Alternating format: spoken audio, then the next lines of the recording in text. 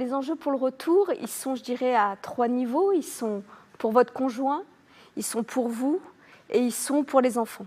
Vous avez toutes des enfants ? Ces femmes de militaires se préparent au retour de leur mari en mission hors des frontières hexagonales. Si les opérations extérieures contiennent leur part de risque, le retour au foyer peut être sujet aux inquiétudes. Nous, ça nous affecte et qu'on ne veut pas forcément l'entendre. Alice, 29 ans, appréhende notamment la réaction de ses 3 enfants. J'en ai un petit de 2 ans et demi qui a eu des phases différentes durant l'absence, notamment au départ où il réclamait beaucoup son papa, et là où il ignore un petit peu quand on l'appelle et qui commence à avoir des petites terreurs, des petites colères. Marie, elle, est une habituée. C'est la 4e fois qu'elle vit le retour de mission de son conjoint. Pendant toute la mission, je pense qu'on est beaucoup dans l'immédiat, surtout avec les enfants. Moi, j'ai 4 enfants qui sont petits, donc on est beaucoup dans le quotidien et on ne prend pas forcément le temps de prendre ce recul sur qu'est-ce qui va se passer au retour, qu'est-ce qu'il faut qu'on anticipe.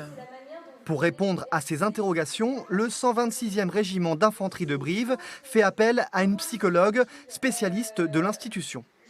Comment retrouver une place les uns les autres, ensemble, dans une vie familiale, alors qu'il y a cette espèce de période particulière où, même si on a été en lien, on a vécu chacun des vies différentes à ce moment-là. Donc il faut retrouver les liens.